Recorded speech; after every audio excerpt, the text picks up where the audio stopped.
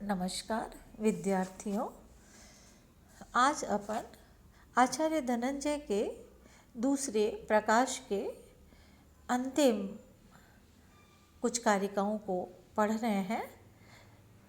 अब जो अपन कारिका पढ़ रहे हैं उसमें आचार्य धनंजय ने बताया है कि कौन पात्र किस पात्र को किस तरह संबोधित कर सकता है, और इसको बताते हुए उन्होंने ये कारिका लिखी है।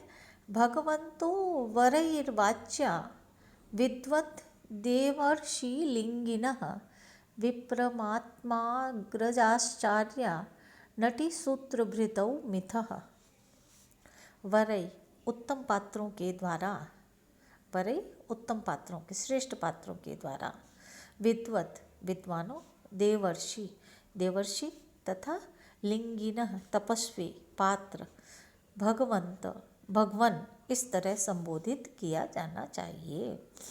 अर्थात उत्तम पात्र जो है, श्रेष्ठ पात्र जो है, वो विद्वानों को, देवर्षियों को और तपस्वियों को भगवन कहकर संबोधित करे।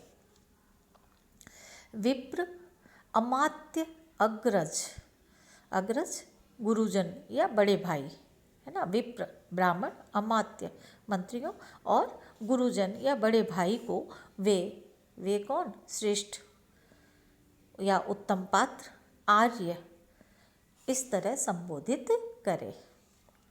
नटी सूत्र भृतौ मिथः, नटी और सूत्रधार दोनों भी परस्पर एक दूसरे को आर्य या आर्या कहकर संबोधित करे। रथी सूतेन चायुष्मान पूज्यै शिष्यात्मजानुजा वत्सेति तातः पूज्यो अपि सुगृहीताभिधस्तु तै। रथी सारथी, सूतेन सारथी, रथी अपने रथी वीर पुरुष को आयुष्मान कहे, और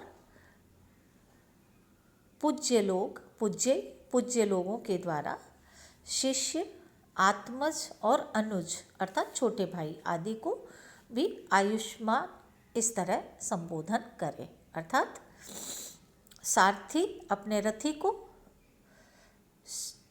पूज्य व्यक्ति अपने शिष्य, आत्मज अर्थात पुत्र और अनुज अर्थात छोटे भाई को आयुष्मान कहकर संबोधित करे।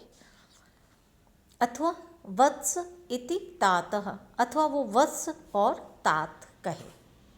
तीनों में से कुछ भी कह सकता है, आयुष्मान भी कह सकता है, वत्स भी और तात भी। शिष्य, पुत्र और छोटे भाई आदि पूज्यों को तात या सुगृहीत नामा आदि कह सकते हैं।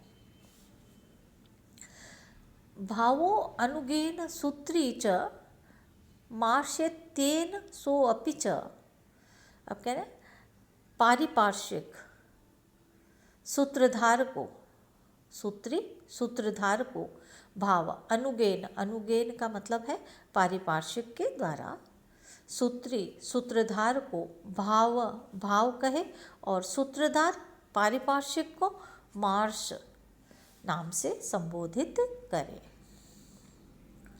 देवः स्वामी इति नृपतिभृत्यैर्भट्टेति चादमयि। अब ये कह रहे हैं उत्तम नौकर राजा को देव या स्वामी कहे। भृत्य उत्तम नौकर अपने इस राजा को देव या स्वामी कहे, और अधमई और अधम भृत्य उसे भट्टा कहे। आमंत्रणीयाः पतिवजश्चेष्ट मध्यमाधमई स्त्रियैः। ज्येष्ठ, मध्यम और अधम पात्र स्त्रियों को ठीक उसी तरह संबोधित करें जैसे उनके पतियों को करते हैं।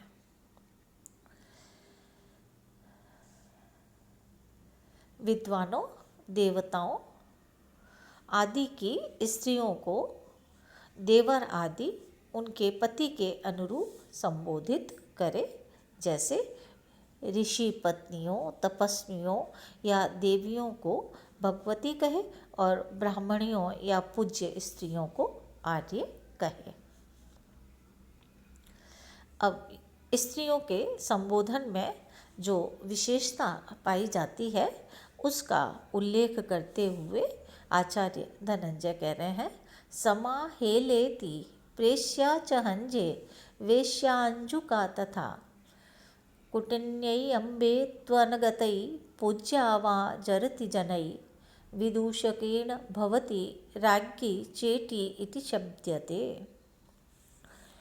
सखियाँ एक दूसरे को हेला इति, हेला कहे, समा हेलेति, सखियाँ एक दूसरे को हेला हला कहे। नौकरानी हंजे, हंजे कहे और वेश्या को अज्जुका कहा जाए। कुट्टिनी अम्बे इति अनुगते, और कुट्टिनी को लोग अम्बा कहे और पूज्या वृद्धा स्त्री को भी है ना जरती, पूज्या जरती, पूज्य और वृद्ध स्त्री को भी लोग अम्बा कहे।